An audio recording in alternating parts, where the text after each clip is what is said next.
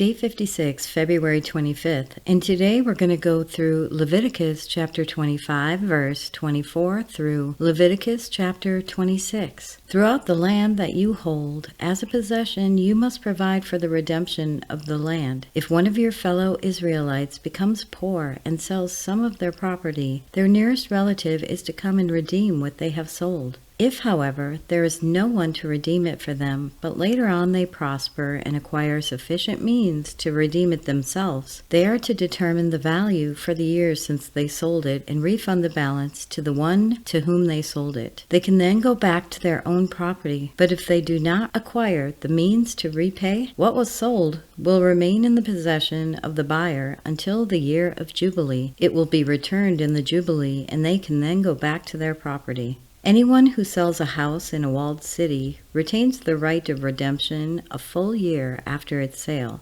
During that time, the seller may redeem it. If it is not redeemed before a full year has passed, the house in the walled city shall belong permanently to the buyer and the buyer's descendants. It is not to be returned in the Jubilee, but houses in the villages without walls around them are to be considered as belonging to the open country. They can be redeemed, and they are to be returned in the Jubilee. The Levites always have the right to redeem their houses in the Levitical towns which they possess. So the property of the Levites is redeemable. That is, a house sold in any town they hold, and is to be returned in the Jubilee, because the houses in the towns of the Levites are their property among the Israelites. But the pasture land belonging to their towns must not be sold. It is their permanent possession. If any of your fellow Israelites become poor and are unable to support themselves among you, help them as you would a foreigner and a stranger, so they can continue to live among you. Do not take interest or any profit from them, but fear your God, so that they may continue to live among you. You must not lend them money at interest or sell them food at profit. I am the Lord your God, who brought you out of Egypt to give you the land of Canaan and to be your God. If any of your fellow Israelites become poor and sell themselves to you, do not make them work as slaves. They are to be treated as hired workers or temporary residents among you. They are to work for you until the year of Jubilee. Then they and their children are to be released, and they will go back to their own clans and to the property of their ancestors. Because the Israelites are my servants, whom I brought out of Egypt, they must not be sold as slaves. Do not rule over them ruthlessly, but fear your God. Your male and female slaves are to come from the nations around you. From them you may buy slaves. You may also buy some of the temporary residents living among you and members of their clans born in your country, and they will become your property. You can bequeath them to your children as inherited property and can make them slaves for life, but you must not rule over your fellow Israelites ruthlessly. If a foreigner residing among you becomes rich, and any of your fellow Israelites become poor and sell themselves to the foreigner or to a member of the foreigner's clan, they retain the right of redemption after they have sold themselves. One of their relatives may redeem them. An uncle or a cousin or any blood relative in their clan may redeem them. Or if they prosper, they may redeem themselves. They and their buyer are to count the time from the year they sold themselves up to the year of Jubilee. The price for their release is to be based on the rate paid to a hired worker for that number of years. If many years remain, they must pay for their redemption a larger share of the price paid for them. If only a few years remain until the year of Jubilee, they are to compute that and pay their redemption accordingly. They are to be treated as workers hired from year to year. You must see to it that those whom they owe service do not rule over them ruthlessly. Even if someone is not redeemed in any of those ways, they and their children are to be released in the year of Jubilee, for the Israelites belong to me as servants. They are my servants, whom I brought out of Egypt. I am the Lord your God. Do not make idols or set up an image or a sacred stone for yourselves, and do not place a carved stone in your land to bow down before it. I am the Lord your God,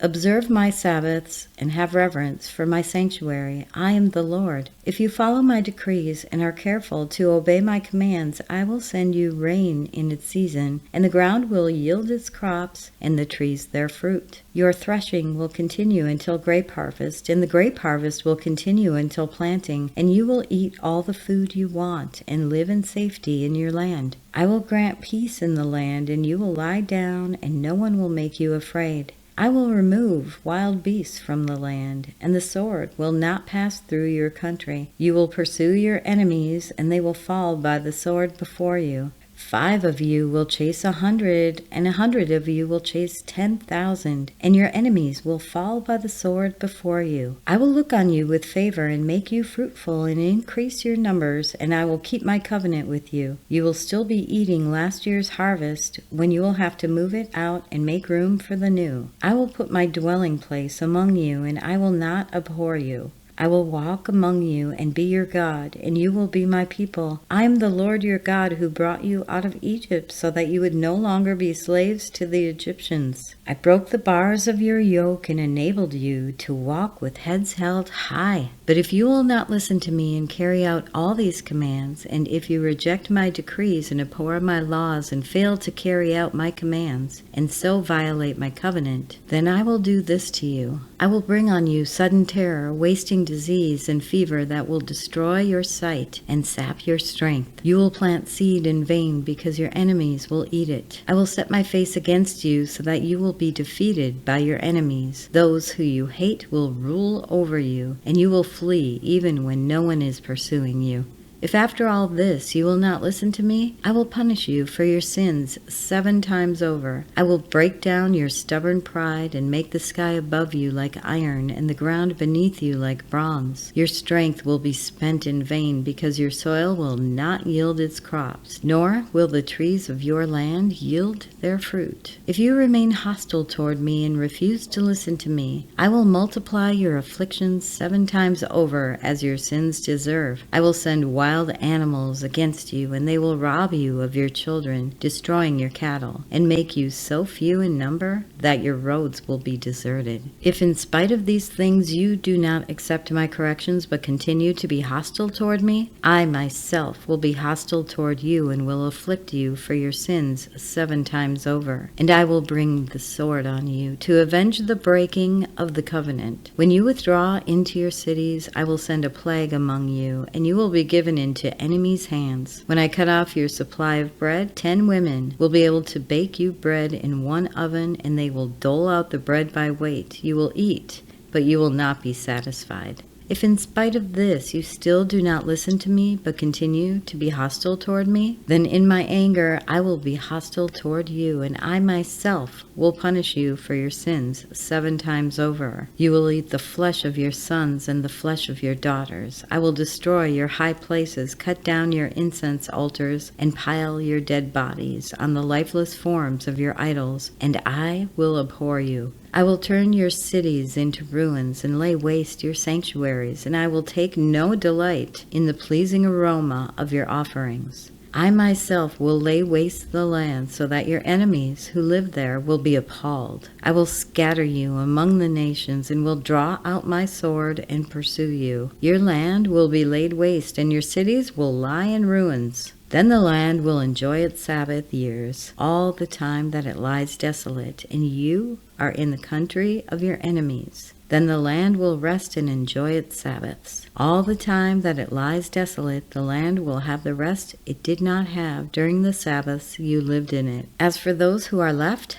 I will make their hearts so fearful in the lands of their enemies that the sound of a wind-blown leaf will put them to flight. They will run as though fleeing from the sword, and they will fall even though no one is pursuing them. They will stumble over one another as though fleeing from the sword, even though no one is pursuing them. So you will not be able to stand before your enemies. You will perish among the nations. The land of your enemies will devour you. Those of you who are left will waste away in the lands of their enemies because of their sins. Also, because of their ancestors' sins, they will waste away. But if they will confess their sins and the sins of their ancestors, their unfaithfulness and their hostility toward me, which made me hostile toward them, so that I sent them into the land of their enemies, then when their uncircumcised hearts are humbled and they pay for their sin, I will remember my covenant with Jacob and my covenant with Isaac and my covenant with Abraham, and I will remember the land. For the land will be deserted by them and will enjoy its Sabbaths while it lies desolate without them. They will pay for their sins because they rejected my laws and abhorred my decrees. Yet in spite of this, when they are in the land of their enemies, I will not reject them or abhor them, so as to destroy them completely, breaking my covenant with them. I am the Lord their God. But for their sake I will remember the covenant with their ancestors whom I brought out of Egypt in the sight of the nations to be their God. I am the Lord. These are the decrees, the laws, and the regulations that the Lord established at Mount Sinai between himself and the Israelites through Moses.